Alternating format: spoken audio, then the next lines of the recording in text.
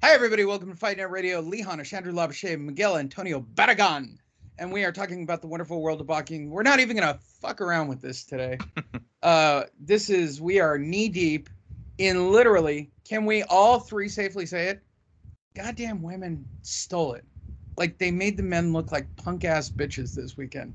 Like, those girls came to war. We'll talk about it in just a second. I agree with what you said earlier about potential fight of the year. It's at least the first time you're ever going to see a woman's belt on the ballot. Look, yeah, they had it all. So I agree with you. They had it. The fans were there, and then the way they performed, yeah, they had it all. So I agree with that. And to quote Miguel, let's bring it back to Vegas. That's where that needs to be next time. But we'll get to it in just a second. We're going to reverse engineer this week. We're not even getting into the details of everything that's going on. Miguel is somewhere in middle America or on the East Coast. I can't even figure that shit out. But we are here to talk about boxing. We ask you to go to boxingtonight.io. That's our website. Follow us on Facebook. Follow at Fight Fiend Migs. Follow at Lee Honish. We appreciate it. Literally hundreds of thousands of you watching our videos and enjoying it. And I keep promising to release the next video in the series, but Miguel hasn't picked one yet. So I think I'm gonna do Sky this week. Yes, let's do Sky. Let's do Sky this week. Sky's fun. Yeah, I called it out last week. I didn't do it this week. So, and then we still have at least 2 or 3 more in the can, so it'll be great. Nice. All right, let's jump deep. My boy crush Jesse Vargas lost to Liam Beefy Smith. I'm heartbroken, Andrew. I'm heartbroken. Do you realize how long I've had a boy crush on Jesse Vargas? You followed him for a while. Oh my God, forever. He was articulate. He did the Spanish broadcast. He was hot. Oh no. Yeah, I'm sure the person I'm going out with wouldn't like to hear that. But I mean, look, if I gotta have a boy crush on somebody, Jesse Vargas is hot. Come on. He looked like a bottom. I mean, I'm just gonna be honest. He looks like a bottom. Jeez. I gotta write some jokes, Miguel. Join in. Wow, did he get fucking punked by Beefy Smith?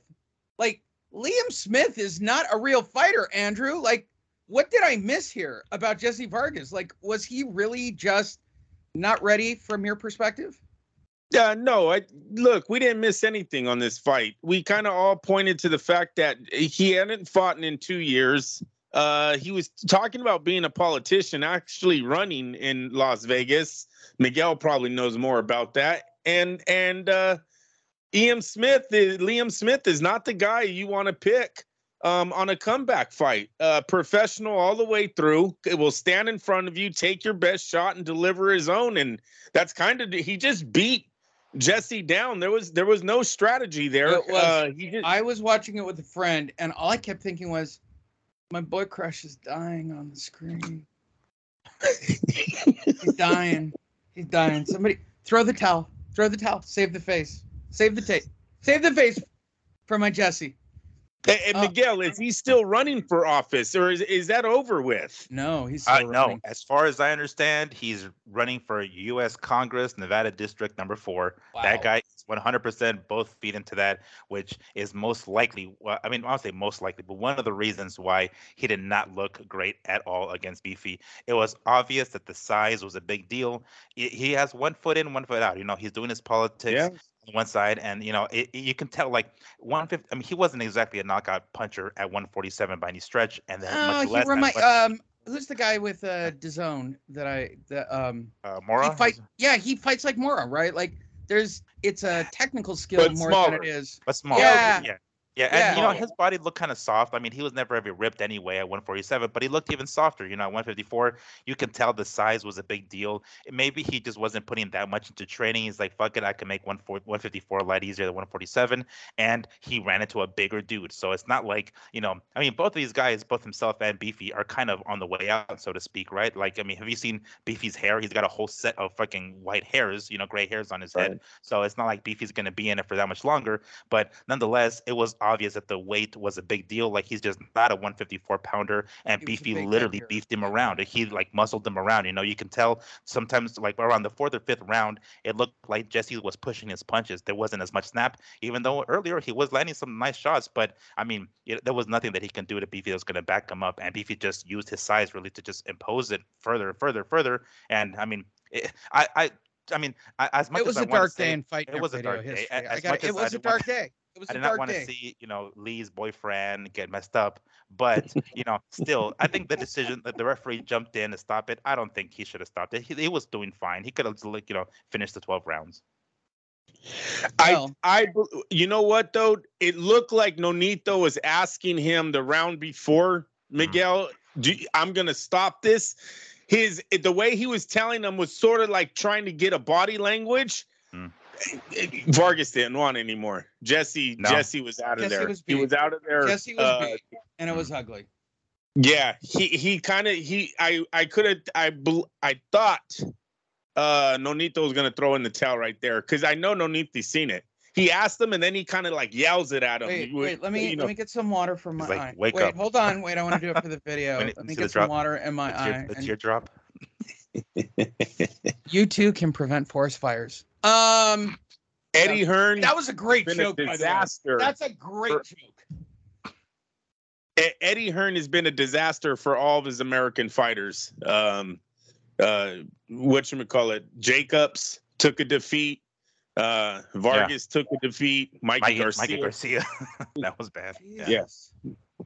Europeans are whooping our ass right now. Jesse. Yeah, but it's obvious Jesse, like, he's got one foot already out the door, which is fine. It's like, if that's the direction you're gonna go, but stop taking ass whoopings. Maybe he just took this fight saying like, all right, I need some money for my campaign. I'll take an ass whooping for the sake of the campaign. But I mean, really, he does. Seriously, I mean, well, good enough, I suppose. First of all, this card was a dog. I mean, technically, the girls, maybe? We'll get to the girls in a second, but nobody paid any money for this card. Like, nobody got paid anything on this card. Like, this is a dog flea of cards. For what it looked like they generated, you're absolutely right. They made a kill. It was a killing on Saturday for DAZN and Jake Paul. Got to be honest. Which takes us to the main event of that card. About 4:30, 5 o'clock in the afternoon. The greatest female fight of all time. Anyone want to dispute that? Anybody want to even put that into compilation? First of all, Katie Taylor, if you don't know, it ended in a draw, which is bullshit, but we'll get to that. Katie Taylor looked like she was going to an execution the entire night, or she had the greatest game face of all time. Let's start right there. When you were watching the build up for this, Miguel, did it look like she was in over her head, or did it look like, what did it look like? For Taylor? No, Katie looked like, well, I mean, she looked she looked overwhelmed. I mean, I don't know, like, maybe that was the case. I don't know. It didn't, like, she looked a little uncomfortable. I don't know if I'd go as far as to say overwhelmed, because she's kind of been the main event for quite some time now, at least on DAZN. So I don't think that spotlight on her was foreign to her necessarily, but it did look like she was like, oh shit, I think I'm gonna encounter a girl who's probably gonna beat me. Like, she had that look like, this chick has like legitimate chance at whooping my ass. So that's the kind of the vibe that I got from her, like from the body language and whatnot. So I don't know if she was overwhelmed per se, but I think she was a little bit like what's the word, like a little bit not scared, what's the word I'm looking for, like a little concerned that this girl might actually take that O from her and her belts. She went legit game face. Like, by the time she got out there, she got herself worked up, Andrew. Like, I watched her warming up, and I kept thinking, she looks overwhelmed. Like, I'm a little concerned about Katie. And she kind of has that baby face Barrera. What was his name? The assassin, baby face assassin. Mm-hmm. Marco Antonio Barrera kind of looked like that when he walked in the ring. Kind of didn't know what he was thinking. I see a lot of that. Taylor looked a little bit like that. Trust me, when the bell rang, she was not nervous. She wasn't. And what we were treated to for 10 rounds at 2 minutes a round. Let him fight for 3, for God's sakes. Jesus. Was probably the greatest female fight of all time. Like, I feel that Amanda Serrano won. However, Eddie Hearn put on the event, so Katie Taylor's going to get another shot to fight another day, and we're going to drag this thing back and probably put it in Vegas. So I start with you, Andrew. Where'd you score it? How'd you see it? I thought it was just absolutely fucking fantastic. Yeah, look, it really doesn't matter the outcome, okay? In a fight this great, listen, and this is what I'm thinking when the bell rang. This is not for the show. My hands were up. Doesn't fucking matter. They're bringing it back. This might even come back for 3 fights. Sit back and enjoy what they get. A trilogy. Oh, come on. Andrew talked all dirty. 19,000 people were in attendance. I have never seen anything in American sports. Women, unless you're going tennis, but they're not even that loud. But as far as what that crowd delivered for women's sports, that was groundbreaking, especially for boxing. It was or in MMA, yeah, you know what? You're right. MMA, you're right. They Yeah, drive that if you're sport. talking Shevchenko or you're talking like Cyborg or you're talking some of those beasts in MMA, yeah, like there are moments for that. I don't know what the undercards but in boxing, gave. I don't know what the undercards gave in those UFC events. But I'm going to tell you, on Saturday night, DAZN was only offering 1 fight, and 19,000 people showed up for that fight. Hey! Don't downplay Jesse Vargas. Jesse was there with Liam Beefy Smith, and he looked hot. So he was half naked too. So yeah, that I know you just throw it all off, dude. I do. No one gives a fuck about Jesse Vargas, Lee. That's your fucking dirty this little guy secret, right bro. here gives a shit about Jesse Vargas.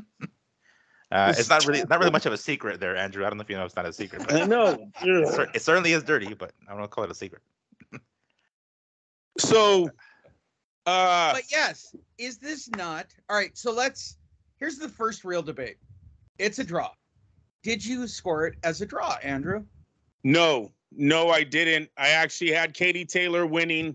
And listen, Serrano, she takes way too many punches. The crowd never it's not until round 5 that the crowd actually is like, holy shit, their girl was really getting beat on. She's really getting beat up in round 5. Before that, there's a soccer chant going on. She's raising her hands after bells. I mean, they were getting those points on Serrano, just no defense whatsoever. 3 punches at a time, they're all landing. Now, I give her she has great concentration. She's a fucking tank. She walked through it all. But that's not boxing. You can't just walk forward, take everything off your head, and go, hey, I should have won that round when the crowd's cheering, everyone's cheering. The girl looks like she's winning, landing 3 shots at a time. Now, granted, when I was watching this fight live, I said Serrano's punches are tighter. You can see she has more power. When she throws her combos on the inside, she had crisp punches. She just wasn't doing it enough. In my opinion, first 5 rounds, she's not doing it enough. Then the 5th round comes. I thought she was going to stop her. I thought Katie Taylor was freaking done. 6th round, I think she whoops her again. Then she's gassed, you guys. Then I give the next 3 rounds. Taylor came all the way back from 6 to 10. I know. Fucking hot as shit. I give her the next 3 rounds. Oh my God. First of all, hot chicks fighting is hot. All right. Can we just say that? Hot chicks who can kick ass is awesome. All right. Hot chicks who can have fight of the year, double hot. Hot chicks who are literally to age. Come on, Andrew. Listen. More importantly, what did Junior think of the fight? Listen, no, I don't think he watched this what? one. No. Well, I mean, if you want to teach him literally defense, you probably shouldn't watch that. Literally, this is the first legit fight of the year. And yeah, you didn't have Junior on it? That's why it was a bummer. I told you that we should do the bummer fight first, and you wanted to go with the big one. But I thought fight number 2 of the day was going to be the one my son needed to watch, and really it was because Miguel. No, it wasn't. Oh my god! Yeah, The next Miguel, fight we're going to talk about. You know was what a I'm talking about. Shit show, and I was done by the 8th round. Like, I'm going to bed. I'm going to bed. It was.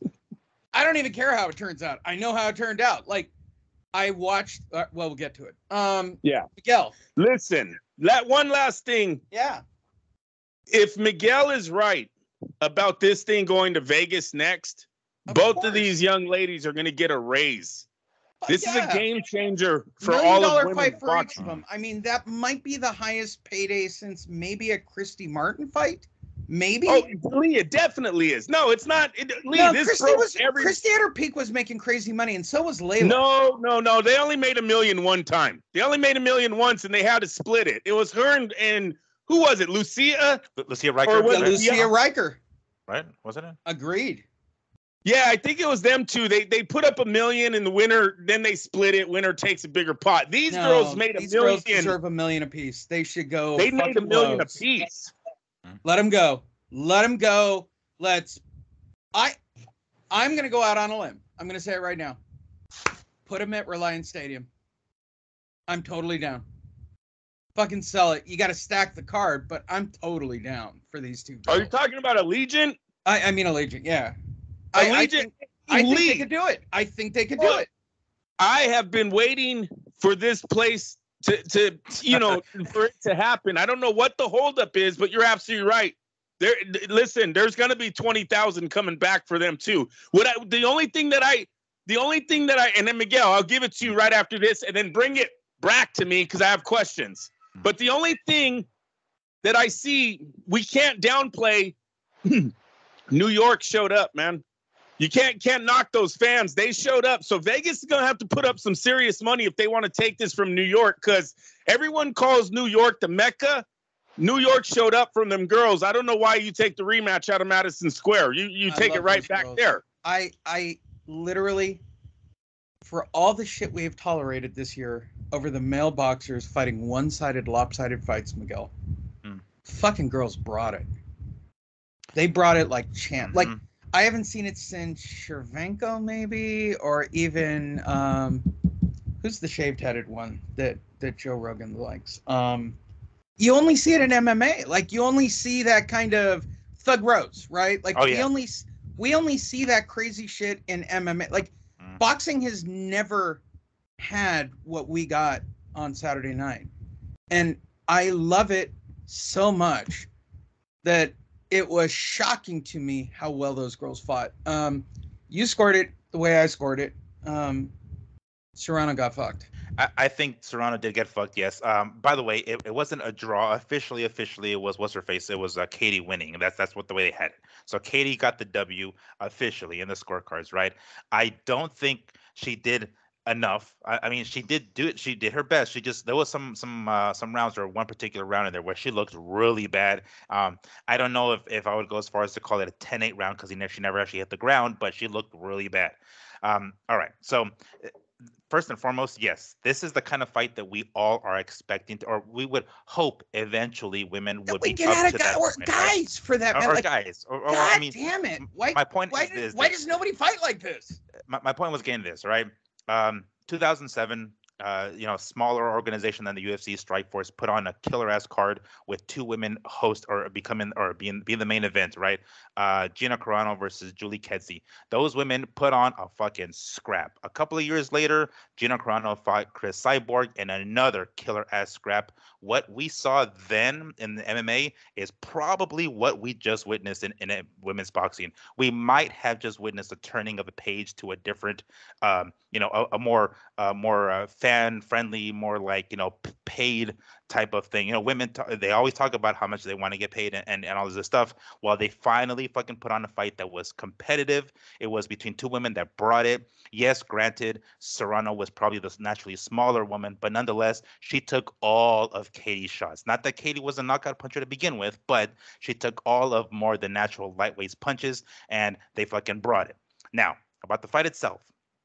yes, number one, first and foremost, they had what, not 19,000 people in MSG, which is like, they had to add some people to the fucking undercard. I get it, but they were there to see who Serrano. Jesse Vargas. No, the Puerto Rican, the Puerto Rican chick, right? I mean, that's the New York, demographic, right? The Puerto Ricans. So clearly they were there for that, and they saw her fight somebody who wasn't just gonna fucking take an ass whooping and collect the payday. We had the undisputed lightweight champion of women's boxing in Katie Taylor. So we had two notable names, names that people were familiar with.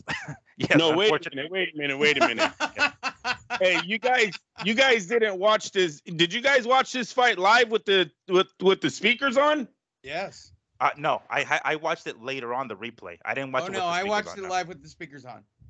Yeah, Katie Taylor. I watched it with a complete rookie, and even a complete rookie watching the fight thought, "Is this how boxing always is?" I go, "No, it's never like this.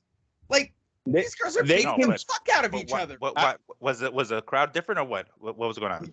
Yeah, when you hear the announcement, they actually boo Serrano over the cheers, which tells me that either the Irish are a lot louder or they had more people in that arena. But on the announcing, are we on the announcing discussion in the middle of this show of like got more cheers?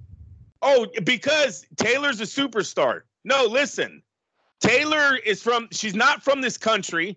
She's not a 7-division world champ, 7 weight classes, 11 titles. But she's an Olympian. She's an Olympian. Exactly. So you put a few more wins like this under her. That stadium was very loud for her first big fight here in America. I don't know if Anthony Joshua got a response. They need to do the Haugen Chavez thing. Like, one tune-up fight in Vegas, small venue, get them tuned up and let them have a fight, and then ramp it all the way up to Allegiant. Listen, the Irish are deep out there in New York too, right? Just like the Puerto Ricans, there's Irish in Boston if you're going communities too. So yeah, exactly. Right. For St. Patrick's Day, holy shit! So why not Yankee Stadium? Puerto Rican versus Irish. St. Patrick's Day next year. Do one tune-up before the end of the year. Let the girls, get their paid. Do we really want to wait though? Do we really want to wait though? A whole year. You could do it in. You got 10 months from now. Yeah, he's right. That's the way you do it. We have to strike when the iron's hot, yo. Like right now, people want to see this shit ASAP. Right? There's no fucking way we can wait 10 months for that, man. Nope. Hey, if I'm them, I'd build it. I think you can build that thing back up even to a bigger fight and let those girls make millions. Or it's their retirement fight. In June is like the Puerto Rican Day Parade, no? Like I like that. I like that. That sounds a lot better, right? I'm down with that. I like that. We can do that. Do it at Yankee Stadium or something crazy. Yeah, but to echo on what Andrew was saying, holy fuck, man! Like Serrano needs to keep that right hand up. Good lord, every single time she'd come in, fucking Katie would catch her with that check left hook, man. And I was actually surprised that Serrano was able to hurt Katie that much. I mean, Katie's been hurt before, and she's had that like swollen like eye that was damn near closed, but never from somebody who was naturally a smaller from coming up from a smaller weight class. So I was surprised that Serrano was able to have that power, and furthermore, that Serrano had the fucking jaw or the whiskers to take a lightweight's punch. I mean, yes, granted, I was biased towards Serrano because she's the Latina, so of course I'm going to root for her. That's just how it is. I'm more of an ass guy than I am a boob guy, so of course I'm going to go towards Serrano. So nonetheless, I was just like, holy shit, like this girl can take a fucking punch, but god damn it, every single time. I mean, technically they don't both have boobs. I mean, you got to go by ass at that point. I mean, at that point you would have to, yes, but like just the fact I didn't want to be. And by the way, Amanda Serrano's got the better ass. Yes, she does. Yes, which is why I went in that direction to begin with. But the fact that she would have kept that right hand up. Like, Fight Nick keeps consistent with being sexist. Exactly. Hey, what a bunch of douchebags. These women put on the best fight ever. And you guys we threw that first. We threw that in first. We had to throw that in first. We had my God! Of course we do. It's us. We're not changing this show. Yeah. All right. Great fight.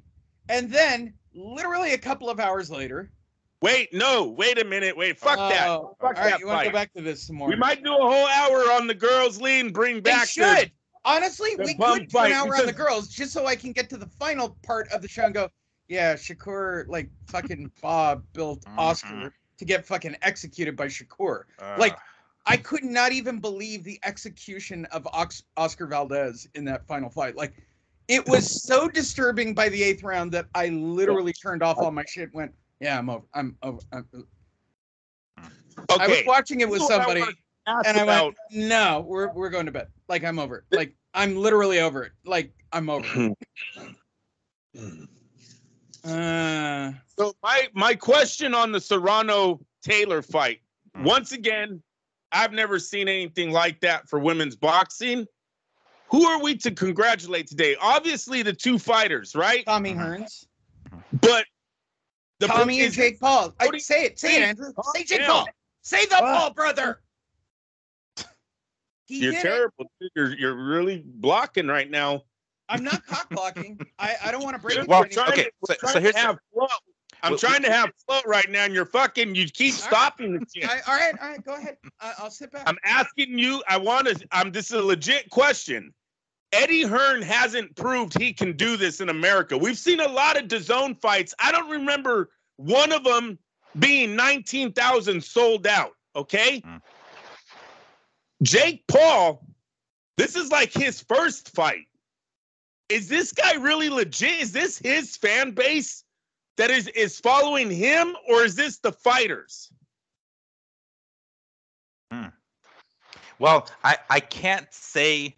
I have to assume that they're following the fighters and not Jake Paul, because he was kind of, yes, granted, he was on stage during the weigh-ins and all the press conferences, and even like was on commentary prior to the fight. But I don't think people will tune in for him if he's not in the ring. I don't think so. Like, first off, to answer one of the questions that we're asking earlier, just so we don't forget, earlier this year we did have Michaela Mayer fight Jennifer Hahn in a badass fucking fight. So that was a really good fight too. Granted, it wasn't like on a big stage or anything like that, which might have been, I don't know, maybe that was Bob Arum's fault. I don't know. If Top Rank Bob wants to chime in later on. Or maybe we'll talk about that some other time. Yeah. It might have even been COVID. That might have been in the empty arena. Possibly. No, it was in the bubble. It was in the bubble? I don't remember. I think it was bubble. But my point being that we can't forget about that fight. Yes, this fight was better, but we can't just like overlook that one. That's right. But you know, it does not feel like these were Jake Paul fans tuning in and buying tickets for this fight. Because if he's not in the ring, I don't think they weren't. It had to have been the fucking girls. The Puerto Rican chicks or the Puerto Rican fans and the Irish fans like came through big time. Now, this is the point where the promoters have to milk the living fuck out of this and get a trilogy out of it or something. Because how much longer, like when will we ever get another fight between two other women like this if it's not these two women? So they will probably look. Here's the next problem, Miguel. The back-to-backs never live up to the hype. They never live up to the hype. They never. Okay. Anybody? Okay. All right, Andrew. Tell me a second fight that lived up to the hype. Male or female? Pacquiao Morales. And I'm going to tell you why. Do what Miguel just said. You got to strike when it's hot. You don't let this thing go. You're doing it by the end of summer. You don't let them cool off. That's right. That's right. I'm looking at a summer fight for these two all over again. In Vegas. Did you guys notice? I like New York. Did you guys notice Serrano was doing pad work with her trainer after the fight? Yes. I did see that. Yes. Yeah. Yeah, Jake Paul goes, she's already training for the rematch. Hey, you do that. I think they still have the chip on their shoulder. It'll be fresh. They'll come out banging all over again. Yes. And to be honest, you've still got you know who sitting in the wing trying to figure it all out for hey. Yes. Hey, she looked left out in the cold Saturday night. Though. Oh, she looked so sad. Didn't she look sad? She did. She looked nice. She got done up. Oh, she got done up nice. But trust me when I say it, she looked. She had that Crawford look, like, hey guys, I'm on the other side of the fucking street. That's pretty much what. I'm the goat. Yes. I'm Jesse on the block. I'm Clarissa on the block. Poor thing. My heart goes out to Clarissa. feels like she left out the She cold. literally picked wrong. Like, I feel bad for her on some level. Clarissa is another great athlete, right? Like, she deserves to be in this discussion. Like, these three girls should be fighting in rotation for like the next 2 years. Like, this should be like Nonito Donaire and what's his name from Japan. Like, this should be that version of it for what? Like, these three girls should just keep rotating. And really, to answer the question on the back-to-backs, you got to look at most back-to-backs that put two fighters in like this. They always ruin each other. These girls should probably retire. Yeah, they should probably retire each other in a 3-fight deal. I don't like to quote Lampley in these moments, but Jim Lampley made a comment. He goes, "These guys have fought for 30 straight rounds. They know everything about each other. Like, I want that for these two girls. Like, they deserve." Sadly, I'm gonna keep it low. They deserve $1 million a fight. Like, they deserve real money. Like, they deserve, like, technically, they deserve $5 million a fight. They should. They deserve it. Go fight in Yankee Stadium, and go fight on Puerto Rican Day, and like make $5 million. Like, you guys deserve. Like, guys don't fight that hard, Andrew. They just don't. Like, I haven't seen a fight that hard in so long, where I thought, oh shit, one of these chicks is gonna fucking die.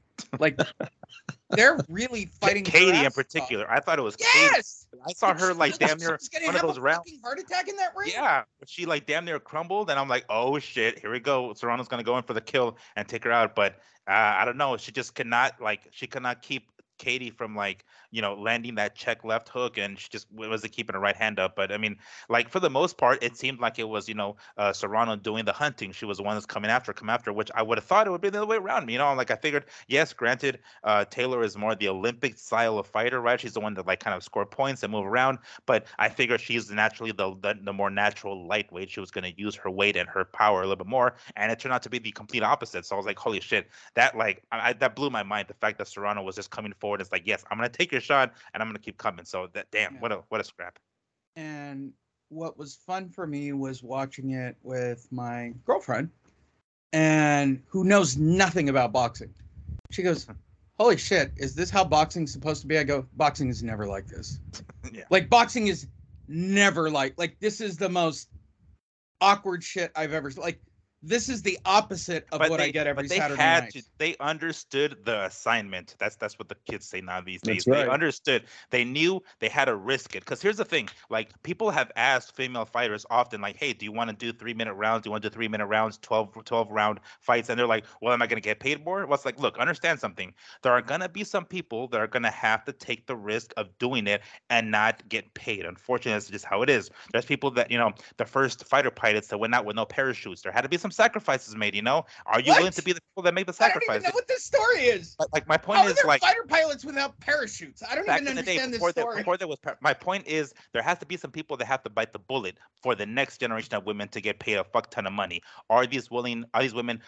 Yeah, but we would have thought that with Christy Martin or Layla Ali. But they had to have been their opponent. There has to be a Fraser for Ali. There had to have been the opponent. Otherwise, that's not going to happen. So that's my point. Like, these women, do they want to get paid a fuck ton of money, and they want to make the 3-minute rounds and whatnot? Because if I'm not mistaken, one of the women, I don't remember who, I think it was Katie Taylor, who turned down the 3-minute rounds for this fight. It's like, what the hell happened? Like, yes, you might not get paid as much as the men, but somebody has to bite the bullet. Somebody has to make the sacrifice to be like, okay, these are going to be the first women to do it. Granted, they won't get paid as much as they want to get paid, but they're breaking the barrier for the next generation of women. Are you willing to be that woman? Or the women? And that's why the title of the show, and I think it's deservingly so, right? Today's show, girls are better than boys. It's ladies' night. It is lady. Oh, I like yours better. Ladies' night. It is ladies' night. It was ladies' night. It certainly was Saturday night. It was ladies' night. That was good. That's a good and one. I'm feeling Cool in the Gang. Cool in the Gang. Precisely. Cool in the Gang. No, they fucking rocked it out, and I love them both for.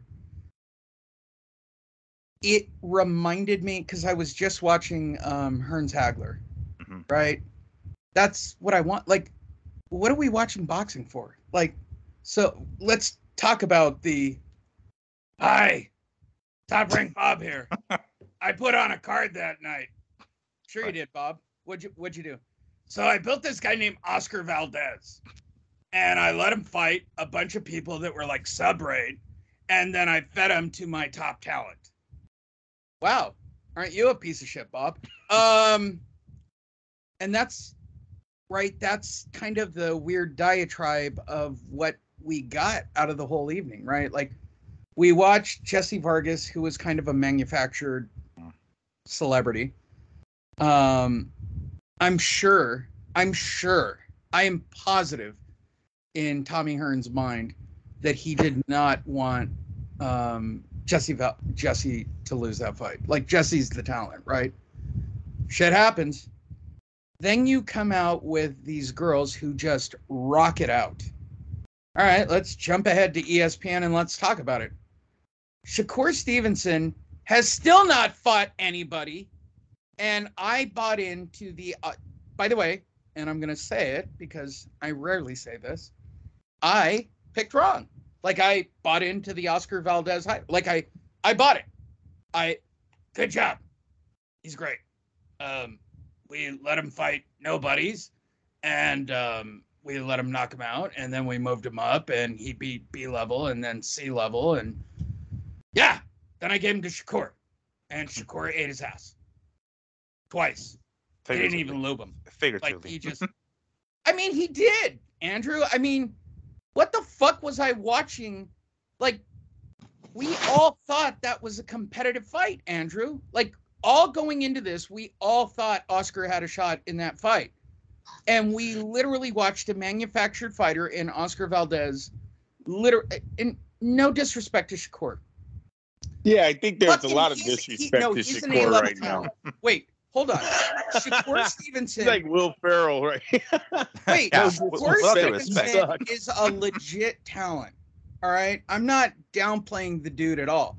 But what I kept watching in that fight was, oh my God, you literally built a fighter to feed to another fighter like a fish in a pond. Like, Lee, they were both champs, man. They unified. That's all that happened. They were not. He wasn't even near the same level. They were not.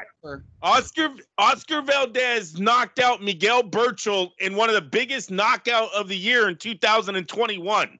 He knocked him out with a single punch.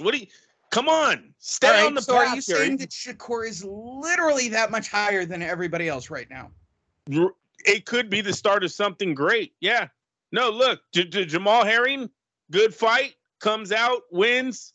This is his first mega fight. This is a mega fight. Don't take nothing away. Don't start, he's fabricating. I am. No, I think I am. 30, I think that's exactly what I'm saying. He was 30-0 with 23 knockouts. He had knocked out the WBC champ, who no one wanted to face, Lomachenko included. Lomachenko never fought Miguel Burchell. He moved up in weight, looked a lot smaller. You're not giving Valdez any credit for that. He looked a lot smaller, moves up in weight, and tries to do it at the lightweight division. Don't knock him. He's not fabricated. Shakur is younger, bigger, was able to drop weight, then he gains it back, and now he's the bigger man in the ring. Here we go. But here's my question. Is what I'm saying that completely out of the realm of possibility, knowing boxing? No, he was not fabricated. He had a win over Scott Quigg, who was a very good champion, and then he moves up in weight and beats Miguel Burchell. He's a 2-division champ. He was undefeated. He had a knockout ratio, high knockout ratio. I don't know, 24 knockouts and 30 victories. No, Oscar Valdez is no punk. No, okay, he was the real deal. He was the real deal. Champ. Yeah. Go ahead, Miguel. You're gonna buy that. Are you like, you're not buying off on my theory? No. I mean, first of all, that fight, I forgot if it was with Scotty Quigg or not, but one of the ones where he like fucked up his jaw, where he broke his jaw, and he like fought through it and won. That was 7 rounds. 7 rounds, right? And then like afterwards, he fought this other dude whose name is escaping me at the moment, where he got knocked down and he came back and he won. Like Valdez was the real deal. He was the fucking real deal. And that fight with that knockout, look, Shelton, it where was nobody so else wanted to fight. lopsided, bro. Well, it I know, but I mean, so lopsided. that's not to discredit Valdez, but rather to praise fucking Shakur. That's what it was. Like Shakur, I mean, mind you, I was at the weigh-in. I posted some pictures, right? And I saw Shakur hop on the scale, and I saw that he didn't even try it once. He asked for the fucking towel to be brought up so he can strip down buck naked to get on the scale. I was like, oh shit. I was like geeking out. I'm like, oh shit, he's in trouble. Here we go. Oscar's gonna fuck this dude up fight night.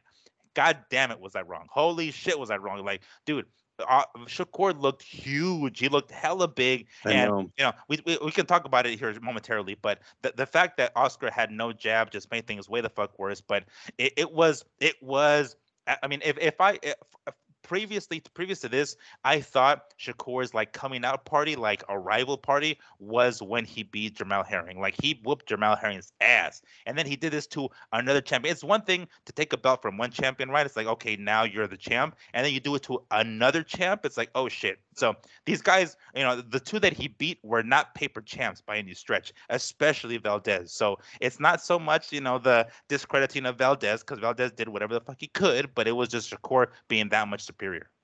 All right, so if we look at it objectively, we'll give him credit. We'll give Shakur, and I'm trying to be respectful because here are my two options. One, Oscar was shit, or two, all right, I'm going to be fair. All right, I'm going to be fair on this one. Or number two, Shakur is the next Oscar De La Hoya. Like, he's the real deal, right? So if we look at it, Joet Gonzalez is legit, right? Yes. Jamel Herring. Forget Toka and Jermia, whatever the fuck his name is when he took the title. But so you take out Joet, you take out Jamal, and now you've taken out Oscar. You're a fucking Oscar De La Hoya. Like, you're the real deal, kid. The one fight that I hope Bob should be wet. Like, he should have a goddamn hard on right now. The one fight I hope he takes before moving and causing a real nightmare in this lightweight division is Emmanuel Navarrete. Navarrete deserves a Shakur Stevenson fight. He would have to move up, but there's no one. These two are kind of sitting there with no big fights around. They should meet each other. With the way Shakur was, the way the fans responded to his victory, they were booing. He kind of mocked them, played it up a little. There's going to be some tension there now between the Mexican fan base and Shakur Stevenson. Probably his whole career, knowing Mexicans, they're not going to forgive him for that for probably his whole boxing career. So they have now a history. That's a fight I really hope they look at before moving him up to the lightweights. But I mean, come on, this guy in the lightweight division, the lightweights has been dominating the sport. It looks like the guys really want to take this back old school and fight each other.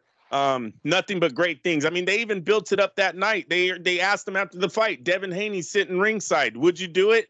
He said he can get it too. So that was huge. One thing that I was very disappointed in Valdez was how cautious he fought. He fought as if he already knew Shakur was going to beat him. And, these guys are from the amateurs. It looks like they both did Olympic runs. Valdez twice. Shakur did it once. I don't know how many times they've seen each other sparring or in the Olympics or in world tournaments. Wherever they were seeing each other, kind of looks like Valdez was already dreaming of Shakur Stevenson before that fight ever got started. I didn't like that. If anyone follows Oscar Valdez, and I put this on Reynoso, not a good game plan. I agree with Miguel on the no jab, no game plan, but also sometimes you have to talk a fighter to walk through fire, right? You have to talk him through it. You have to make him switch. This young man, a few weeks ago, took a video of him playing with the rattlesnake. He's over there talking, rattlesnakes rattling on the trail that he's running on. He's like, "Oh, I love snakes." But I think he meant one where he goes back and touches it. He's fucking with the snake, a rattlesnake. Then a few days later, he puts out a video. Lee, he's swimming underwater with this alligator. And this alligator. Yeah, no, I saw the alligator. I saw the alligator video. That's pretty legit. It's like you're willing to do all really this. Legit shit. You're willing to do all of this, but now Shakur's in front of you and you just ball up.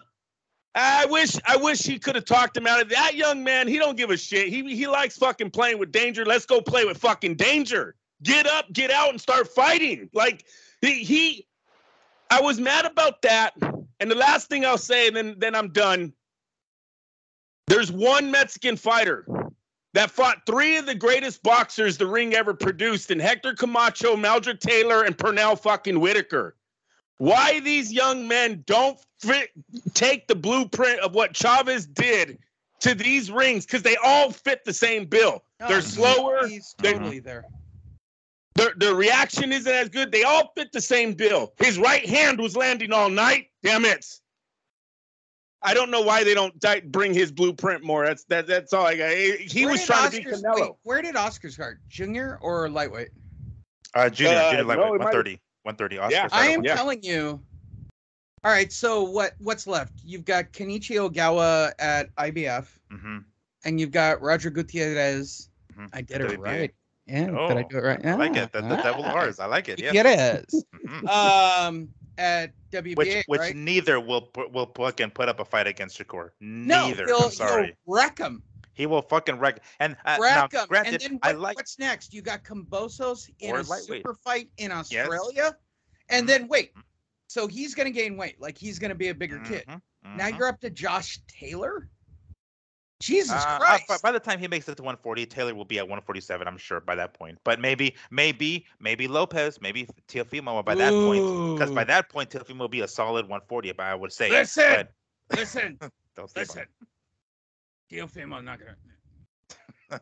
I mean, yeah, because like he did, had to strip down buck naked to fucking make 130, because he knew He's ready for 135. he did not try. I think He did the not even try Kambosos to weigh in. fight, or maybe a Haney fight.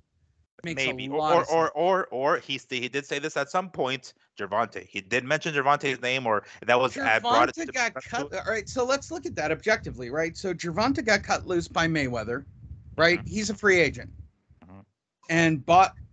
Joining us on the show, Top Rank Bob. Hey, Bob. Yeah, no, I've talked to him. He's kind of a dick. What do you mean, Bob? He's kind of a dick. I understand, Bob, but what do you mean? He's a dick.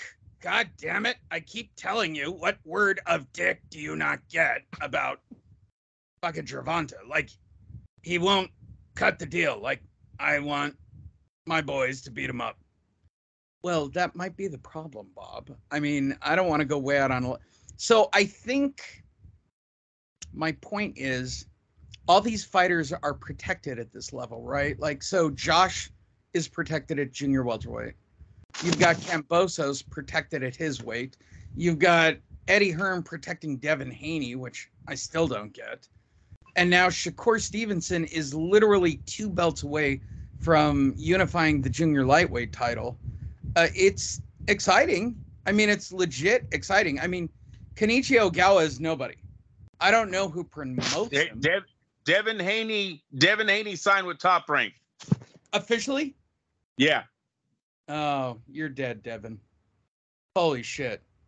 Bob's going to feed you to Shakur. That will be one hell of a fucking scrap. Oh my God. He He will wreck. What I saw, I Navarrete think I Top. honestly think Stevenson wrecks him. I do. Is Bob willing to sacrifice Navarrete to Shakur? I didn't pay him that much.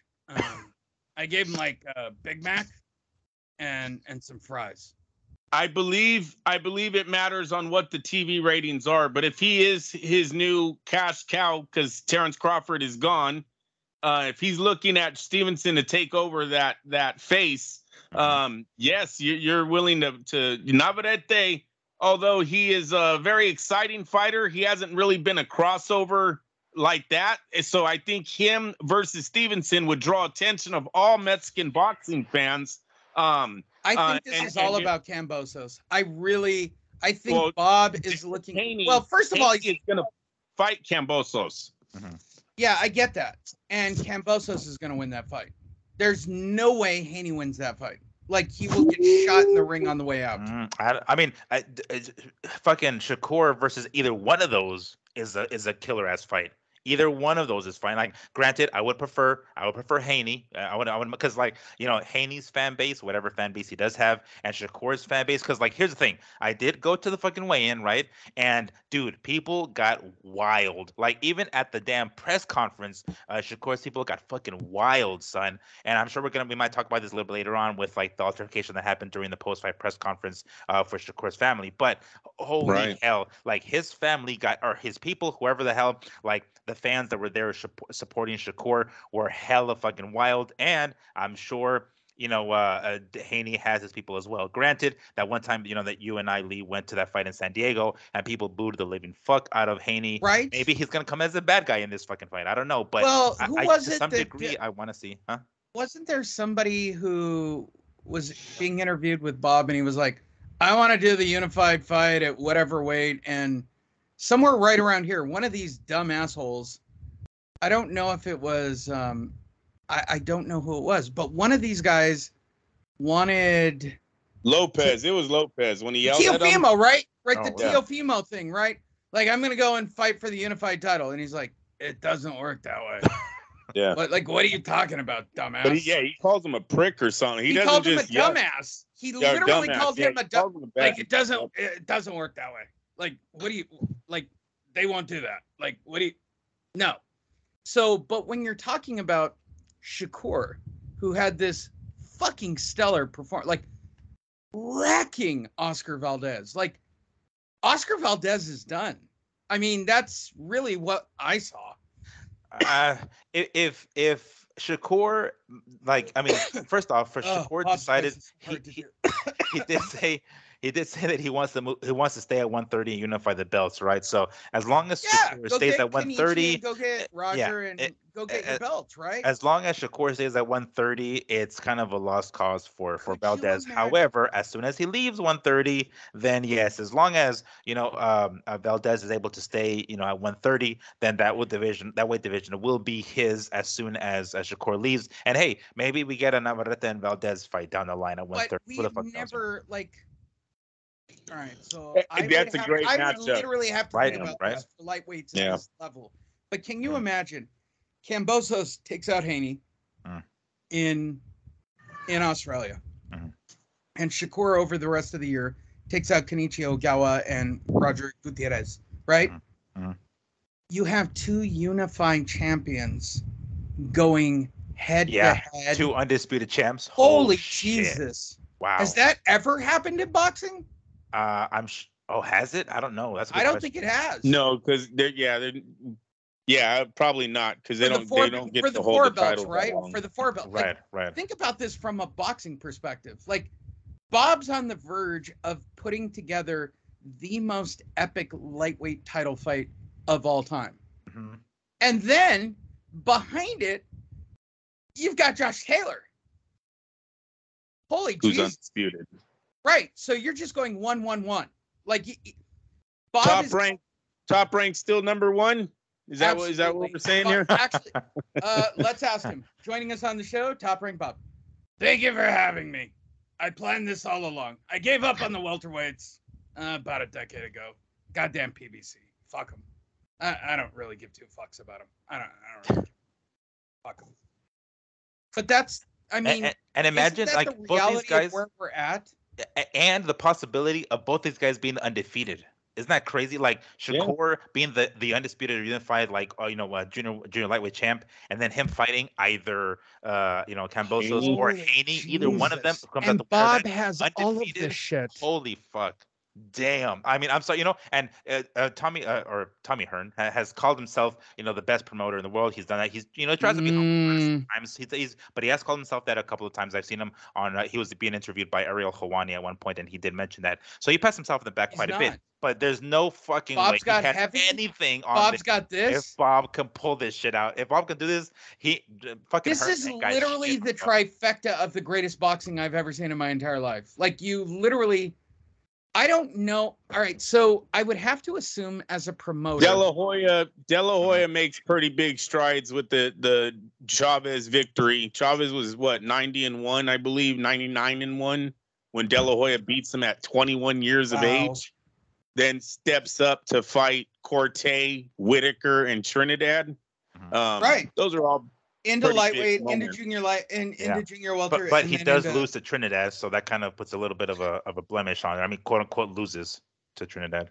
I don't think that there's a problem with losing. Like, I don't know why everybody gets so hung up on it. As long as it's a close fight, right? And definitely a fight that I'll watch with any Trinidad fan and laugh. So any day, any day. That loss goes only so far. Right. Any day. But I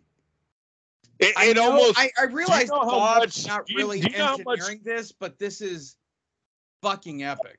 Like what he's pulling off here in a strange, very strange way. He couldn't get the welterweight division because the PBC bought everybody. So he went like one full weight class backwards and bought out 3 weight classes. And he's literally engineering 3 undisputed champions to fight each other. I mean, if he pulls that off for boxing, that's crazy. Like, it's not even if Lee. It's all. He already signed Devin Haney, and he has he has all 3 major players already under contract. So it's most likely going. Like he's got to get the belts on. He's got to get the belts on Shakur. Oh, you want 2 undisputeds? I get you. Oh my God, I want Shakur to come up, right? I want Shakur to come up, because Kambosos is going to beat Haney. I don't have any question in my mind. I don't. I don't buy the Haney thing. Like, that's all manufactured. So I will take Kambosos, period. We already know Josh Taylor's legit. So when you look from 130 to 140, and yes, for those of you purists going, it's 10 pounds. Yeah, they'll all do it. Trust me, they will. Mm-hmm.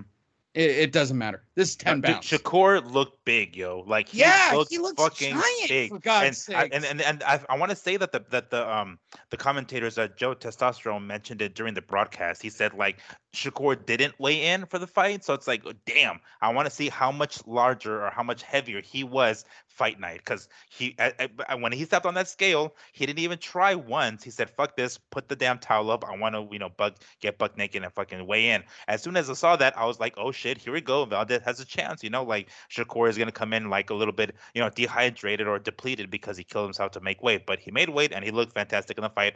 That's to Shakur's credit. But I mean, damn, he knew that he was not gonna. He thought it was a possibility that he was not gonna make weight, so that's the reason he pulled up the fucking that towel. But dude, he's already busting out of the 130-pound division. He's a big boy. He's a big boy. He's ready for Kambosos. And Kambosos is where the money is, right? Like, so you go, Kambosos, Haney is going to be the thing. Josh Taylor really hasn't done dick. I don't know what Eddie's going to do with Josh. So he's just sitting there. If I were Stevenson before the end of the year, I'd have the IBF and the WBA. Like, I'd have it before the end of the year. Like, no joke. I'm going to Japan to beat Ogawa. Wherever you want to fight. I don't even know where Roger Gutierrez is from. Like, where is this? Where is he from? I don't think he's Mexican. I want to say he's Argentine or something like that, I think. Cool. We're going there. We're going there. We're going there. Yeah. Right? Like, you just go fucking Venezuela. Oh, Venezuela. That's what it is. Okay, cool. Don't even fuck around. Like, you go fucking hunt those. And he's 27. Jesus. No, he could be legit. This could be like a fucking. Here's the problem with guys you don't know shit about. Like, I don't know, and I'm going to be honest, I don't know Kenichi Ogawa. I don't know Robert Gutierrez. But, bro, don't go fuck with guys in Venezuela. Like, but Shakur needs those 4 belts. If he wants them, so hey. If he gets those 4 belts, this gets very serious at 135. Like, you're talking $5-10 million fight with Kambosos in Australia or something. And then on top of it, now you got Josh Taylor behind that. Jesus Christ, England. Wow. Yeah, you're literally looking at like you're making yourself at $5 to $10 million a fight, Andrew. Like this is real money.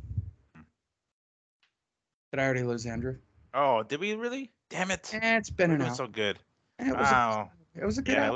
It was a good hour. It was a really good hour, and we only talked about 3 fights. Yeah. Well, those are 3 important fights this weekend. Where are you? I am in Fayetteville, North Carolina, which is about an hour away from Raleigh, if I'm not mistaken. I love the fact that just Andrew leaves. Yes, this is now becoming the new thing on the show. Andrew's done. He's just done. The kids walked in. I'm done. Yes, and the fact that we don't find out until you bring him up, you're like, Andrew. Well, I'm so excited about the 130 to 140 division at this moment, realizing what they're engineering. Right? Fuck the welterweights. Fuck it. We're over it. Well, I mean, I want to say completely over it, but definitely our attention is more on between 130 and 140 because now that that fucking what's his name Crawford is out of Top Rank, well, supposedly from what we understand, there's a more of a possibility of him fighting Spence, and therefore, hey, there's interest back in the welterweight division. But until that happens, yes, our attention is focused on between 130 and 140 for sure. Go to boxingtonight.io. Go to our Facebook page, fight.net.radio. Follow at FightFeedMix. Follow at Lee Honish. Follow at Andrew Labouche. We literally love all of you. We appreciate literally. Holy Jesus, the fucking views you guys are giving us is just dumb. Like, yes, thank you. We're having a kind of renaissance period with you guys, and yes, I'll keep doing Top Rank Bob. What? Yeah. I actually like him more like Stone Cold Steve Austin. What? Yeah. I drink a couple of beers. What? I'm gonna kick some ass. What? Yeah. We're gonna watch some boxing. What? Did I watch the girl fight? What? It's cute. We appreciate all of you for digging us and watching our videos. And I promise I will put out Sky Nicholson, who had the greatest answer of all time to blonde, brunette, or redhead, when she had to take a pause, think about her boyfriend, and went brunette. Yes. I think. And she fought this weekend as well, so let's go ahead and. She did. So you know what? Shout out to Sky Nicholson, who fought this weekend and won on the Tommy Hurd-Karn. So we'll put her out. We still have 3 more, I think. Wow. Okay. Yeah, I gotta go. We gotta go shoot more. Those are the. Actually, I've been putting at feelers. I should get Jesse Vargas. Oh, we should get Jesse. Oh my God, we can get Jesse. I know Jesse, we can get him. Get to know your fight person would. I would rewrite everything for Jesse. Get 50 new questions. Yeah. Where do you like to go to dinner, Jesse? Like, yes. Where do you like to hang out so we can stalk you, Jesse? Hang out. Like, what's your favorite bar? Like. Yes. What's your gate code? What's your security? What's your security code?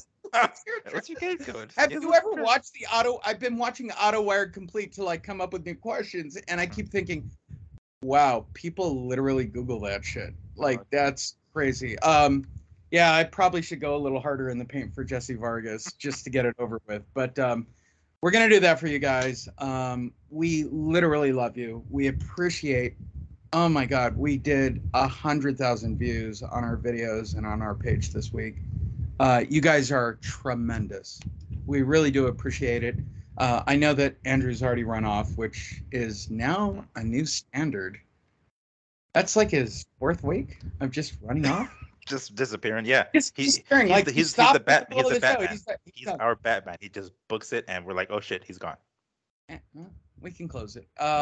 That's Miguel Antonio Barragan. My name is Lee Honish. That is Andrew Labouche, and we are FightNet Radio. Go to boxingtonight.io. Follow us at fight.net.radio on Facebook. That is our home. He is at FightFeedMix. My name is Lee Honish, at Lee Honish. Follow us. We appreciate all of you. We really do. Thank you.